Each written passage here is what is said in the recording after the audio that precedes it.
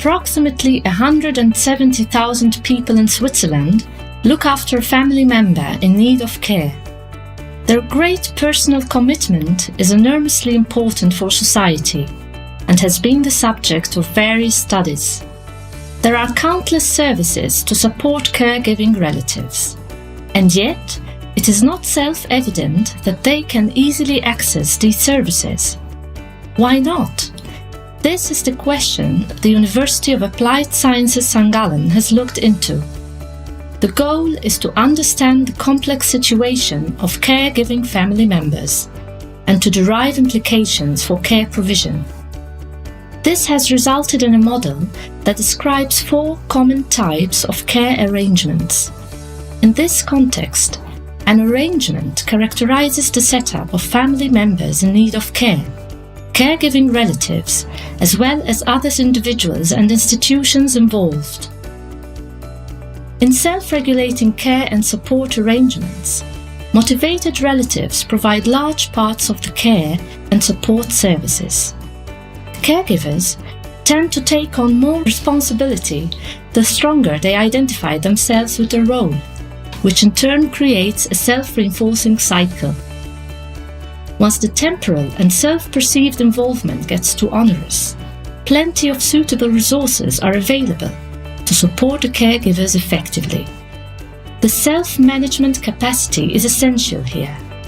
It allows for recognizing the need for support to offer relief in time. This way, the time and effort provided by the caregiving relative is brought to a reasonable level. The relief provided by a third party restores the balance. We call this form of care arrangement self-regulating. A critical care and support arrangement also relies on a motivated caregiving relative. They handle stressful situations mainly by themselves and accept help only when under excessive or long-lasting pressure. This may be due to a lack of suitable services, information or financial resources available. The perceived role of the caregiver or expectations set on the caregiver could add to this. However, when the amount of required support suddenly increases because the individual looked after is able to do less by themselves and need more care, or the pressure in the caregiver's family or job rises, this may go beyond the caregiver's strength. This leads to exhaustion, which increases the time burden even further. A vicious cycle of exhaustion begins.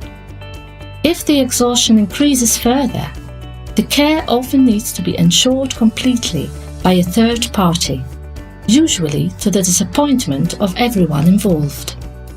However, critical arrangements are not rendered helpless by the vicious cycle of exhaustion.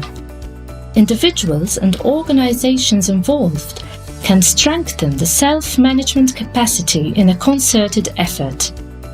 This way, it is possible to regulate the caregiver's burden in time. In the third type, the so-called resilient care and support arrangement, motivated relatives take on almost the entire responsibility for care and support by themselves. Since they are extraordinarily resilient, they are able to handle even excessive and long-lasting periods of stress. Finally, in so-called distant care and support arrangements, relatives do not assume responsibility for care and support. They, or the individual in need of care, set narrow confines to the engagement.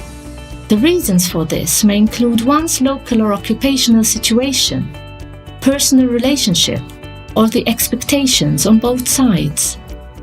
Hence, in this case, mainly third parties such as professional ambulance services, a nursing home, or on rare occasions volunteers, provide care and support. Many relatives or friends of individuals in need of care regret not being able to contribute more. This is because the care and support of relatives is enriching, even though this often only begins to show in retrospect. Tailor-made support programs allow caregivers to take on as much as they can and want to.